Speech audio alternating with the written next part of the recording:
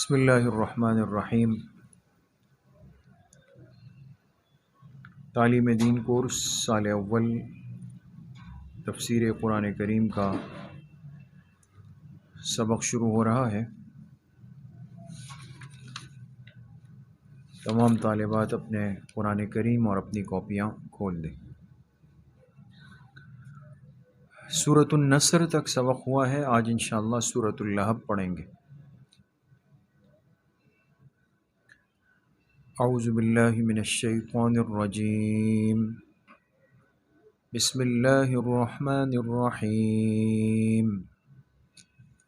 تبت یدا ابی لہب وتب، ما اغنى عنه ماله وما كسب، سيصلى نارا ذات لهب وامرأته حمالة الحطب، في جيدها حبل من مسد۔ صدق اللہ العظیم۔ یہ سورۃ اللہب ہے اور مکی سورت ہے۔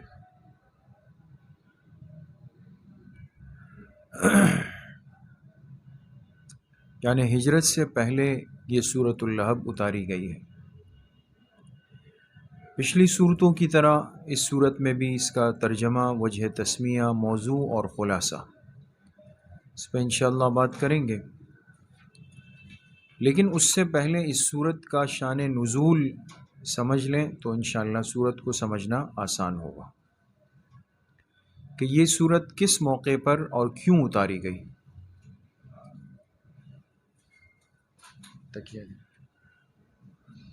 کس موقع پر اور کیوں اتاری گئی، تو وہ میں مختصراً عرض کر رہا ہوں، آپ لکھ لیں اس کو ذرا۔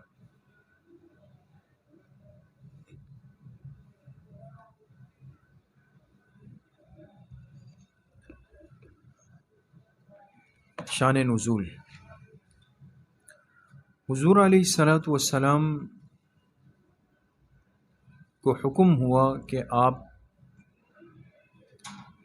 حضور علیہ والسلام کو حکم ہوا کہ آپ اپنے خاندان یعنی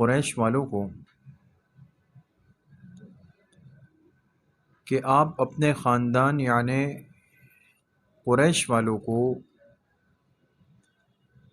دین کی دعوت دیں۔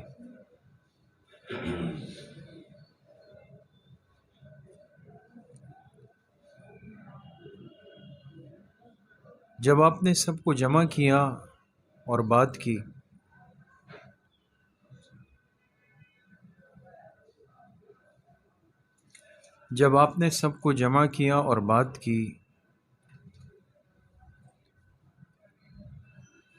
تو ابو لہب جو آپ علیہ والسلام کے چچا تھے،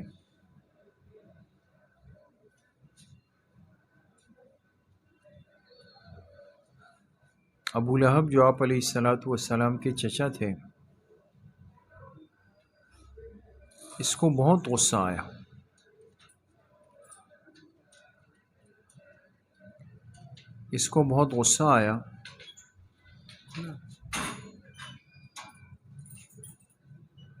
اور اس نے کہا کہ تمہارے ہاتھ ٹوٹ جائیں اے محمد صلی اللہ علیہ وسلم، تمہارے ہاتھ ٹوٹ جائیں، کیا تم نے ہمیں اس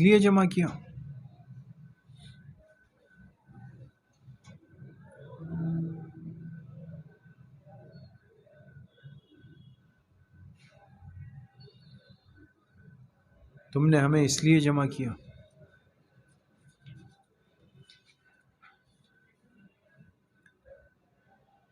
تو اس موقع پر اللہ پاک نے یہ آیت اتاری۔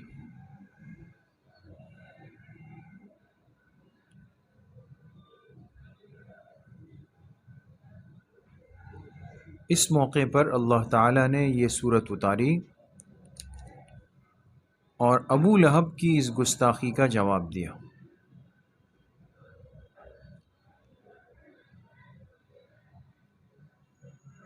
ٹھیک ہے جی، اب ترجمہ لکھیں۔ ترجمہ لکھیں ابھی، تبت یدا ابی لہب و تب،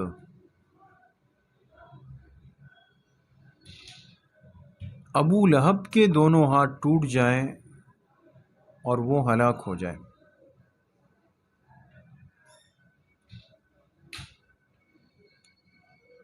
ابو لہب کے دونوں ہاتھ ٹوٹ جائیں اور وہ ہلاک ہو جائے۔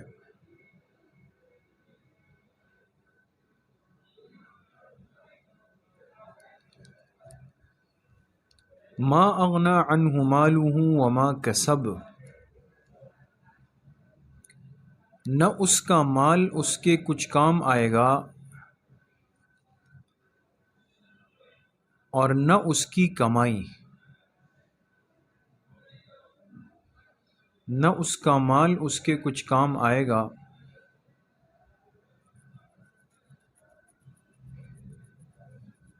اور نہ اس کی کمائی، بریکٹ میں لکھیں یعنی برے اعمال۔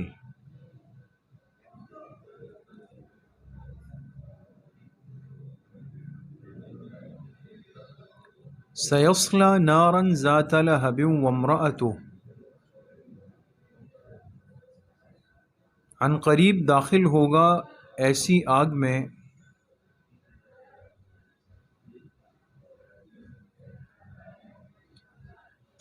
عن قریب داخل ہوگا ایسی آگ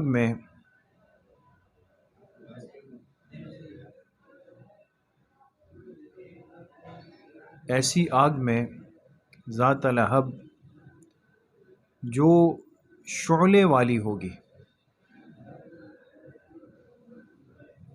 جو شعلے والی ہوگی۔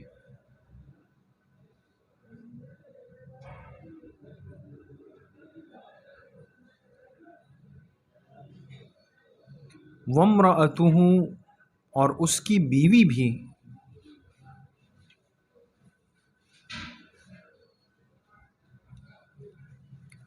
اور اس کی بیوی بھی، یعنی وہ بھی آگ میں داخل ہوگی اور اس کی بیوی بھی،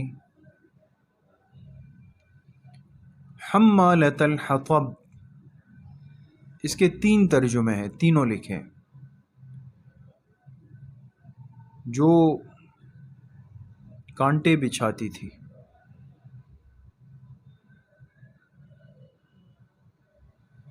جو کانٹے بچھاتی تھی۔ دوسرا ترجمہ ہے جو دشمنی کی آگ بھڑکاتی تھی،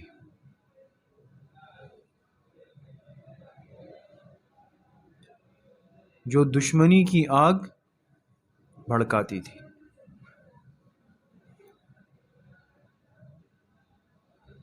تیسرا ترجمہ ہے جو چغل خور تھی،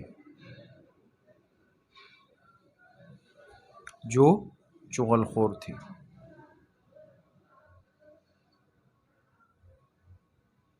تو ابو لہب خود بھی بگڑا ہوا تھا اور اس کی بیوی تھی وہ بھی بگڑی ہوئی تھی۔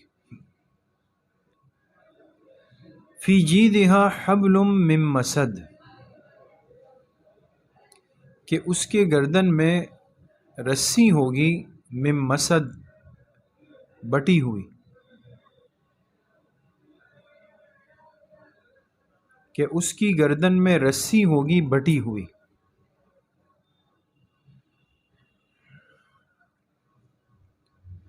بٹی ہوئی جیسے رسی کو موڑ دیا جاتا ہے نا، بل دیے جاتے ہیں،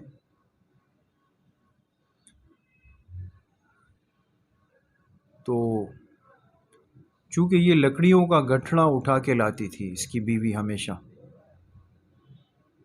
گٹھڑ اٹھا کے لاتی تھی اور گلے میں اس کی رسی باندھ دیتی تھی۔ ایک دفعہ آ رہی تھی تو پیر پھنس گیا اور وہ رسی اس کے گلے کا پھندا بن گئی، اسی میں اس کی موت ہو گئی۔ ٹھیک ہے جی، تو یہ تو اس سورت کا ترجمہ ہے۔ وجہ تسمیہ اس سورت کا نام سورۃ اللہب کیوں رکھا گیا؟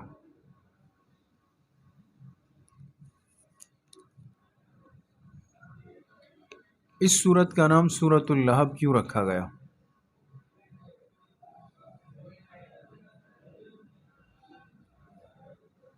اس سورت کی پہلی ہی آیت میں لفظ لہب آیا ہے۔ اس سورت کی پہلی ہی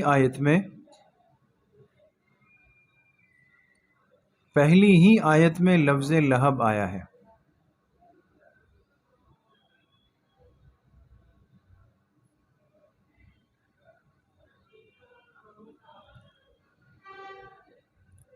موضوع سورت کیا ہے؟ سورت کا موضوع کیا ہے؟ لکھیں دشمنان دین کا انجام دنیاوی.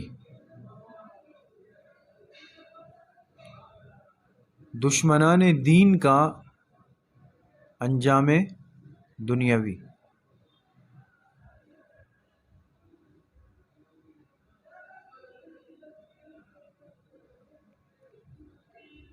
انجام دنیاوی. دنیا میں دین کے دشمنوں کا انجام کیا ہوتا ہے؟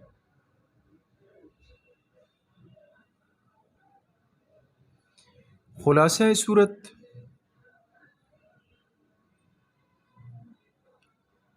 لکھیں حق کی تبلیغ میں جو رکاوٹ بنے گا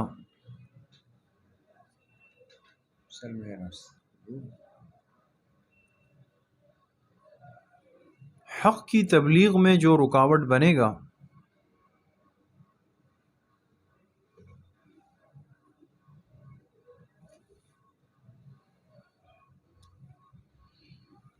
وہ ابو لہب کی قسم میں داخل ہوگا.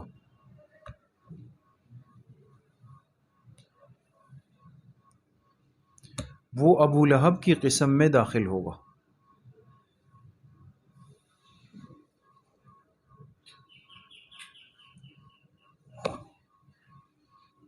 وہ ابو لہب کی قسم میں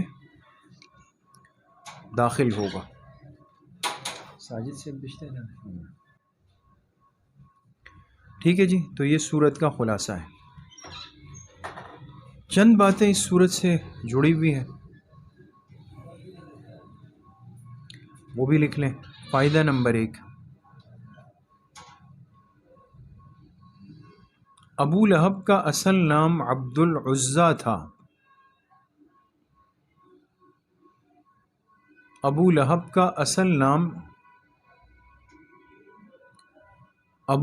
کا اصل نام عبد العزیٰ تھا. یہ لکھ لیں، کبھی امتحان میں پوچھ بھی لیتے ہیں. عبد العزیٰ، عین زا یا اور یا پہ کھڑا زبر.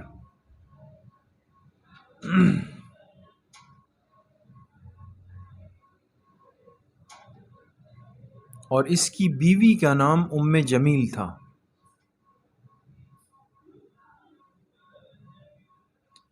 اور اس کی بیوی کا نام ام جمیل تھا.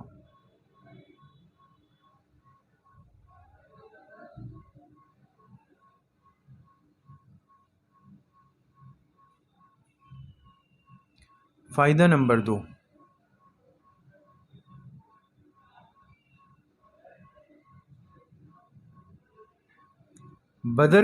واقعہ بدر کے 7 دن کے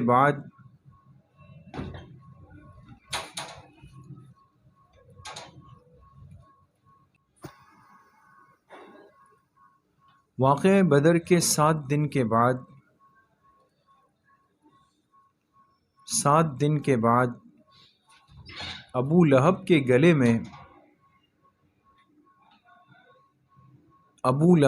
گلے میں طاعون کی ایک گلٹی نکلی.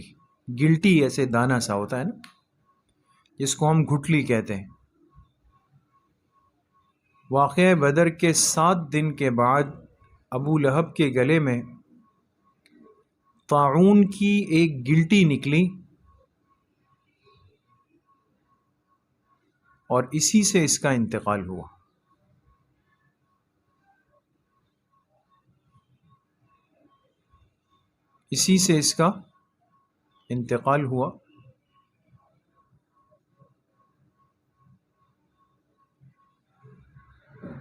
اس گلٹی کو عرب لوگ عدسہ کہتے تھے. اس گلٹی کو عرب لوگ عدسہ کہتے تھے. عین دال سین اور گولہا، عدسہ.